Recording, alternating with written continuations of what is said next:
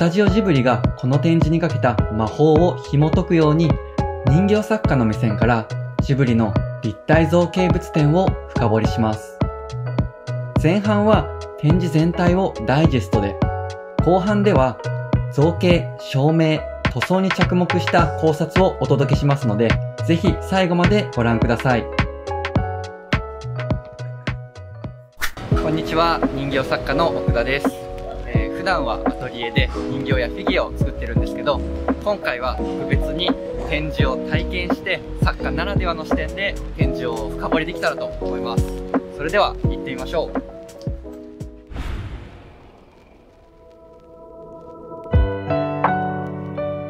会場入り口でまず出迎えてくれるのはポニョ。そしてすぐにバロンが登場しました。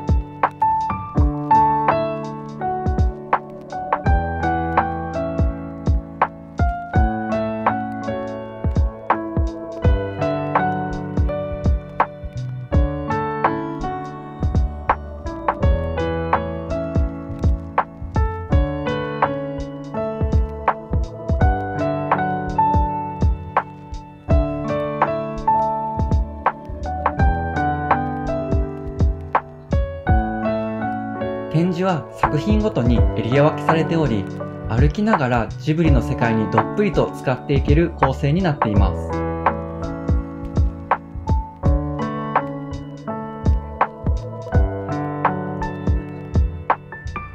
随所にジブリ作品が世界各国でどのようにして受け入れられてきたのかがわかる資料の展示もありました。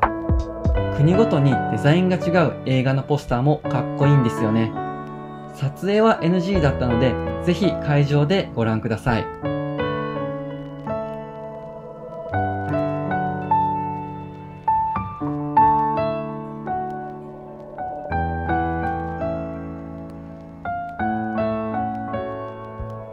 驚いたのは、ただ造形物が置いてあるだけではなく、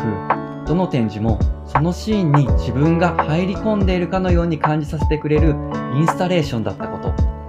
エリアごとに音楽も流れて、空気まで映画の世界に染まっているかのようでした。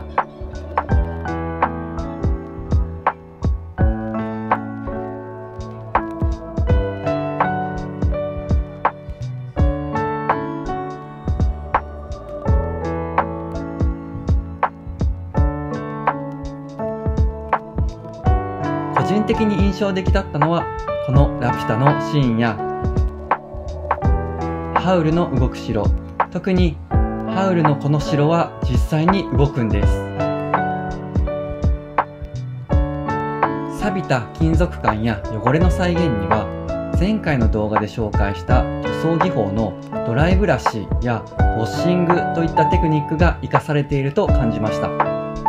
まさにこういった場面でテクニックが生きてくるんだなと、実物を目にして改めて実感しました。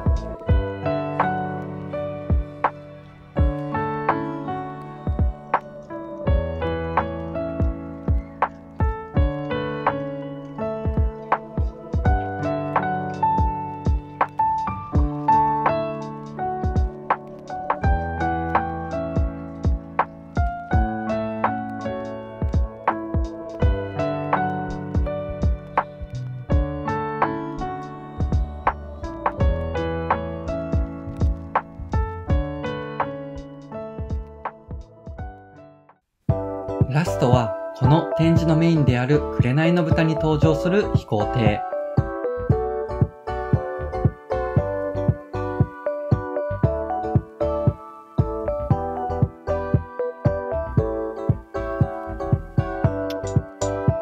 映画に出てくるピッコロ社のジオラマやフィオナが図面を引いているシーンなどもありました。もう全体的に壁面はもちろん、天井や通路の隅なども作り込まれていて、見応えたっぷりな展示でした。想像以上に見応えのある展示でしたが、人が多すぎてなかなか見えないということはなかったので、とっても良かったですよ。ではここからは人形作家として感じた3つのポイントを深く掘り下げてお話ししていきます。映画の中に自分が入り込んでしまったかのような没入感。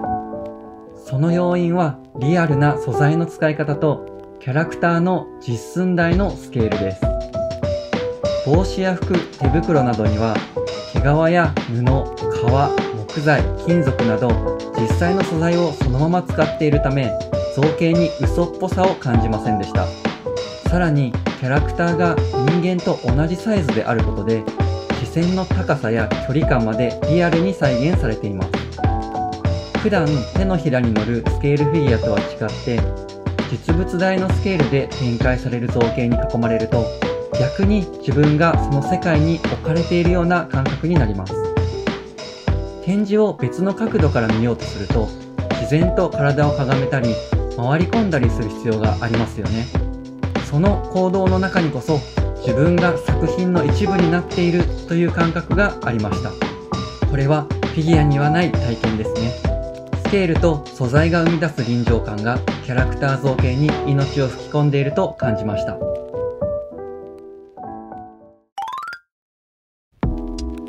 展示全体を通して驚いたのは固定のポーズなのにアニメのように動いて見えること。その秘密は造形の重心設計と照明演出にあると感じました。例えばこのラピュタのシーン、ローラが操縦桿を握りパズーが手を伸ばしています。それぞれの重心がまるで動きの途中を切り取ったかのように絶妙に配置されています。キャラクターの体重のかけ方やポーズがまさに動きの瞬間で止まっているんです。さらに風を受けて膨らむ服やたなびく髪、そして炎や煙の演出は照明と構造の組み合わせでリアルに表現されていて静止しているのに息づいているようでした。これはアニメーターの構図感覚を立体で再現しているのではないでしょうか。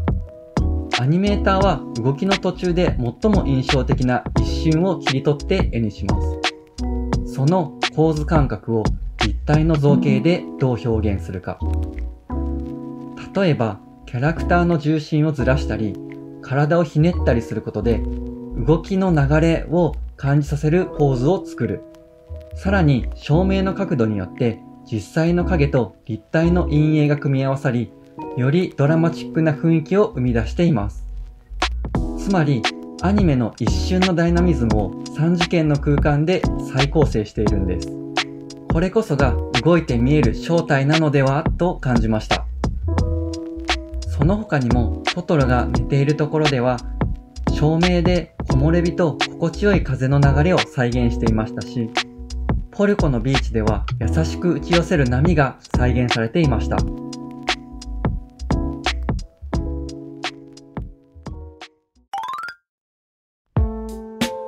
そして何より心を動かされたのがジブリ特有のあの空気感です。